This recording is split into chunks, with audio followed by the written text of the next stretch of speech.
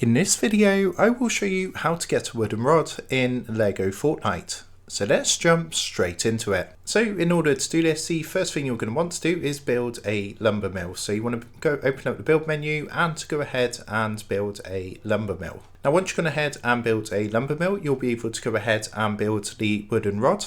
To actually build a wooden rod, you need one wood, as you can see here.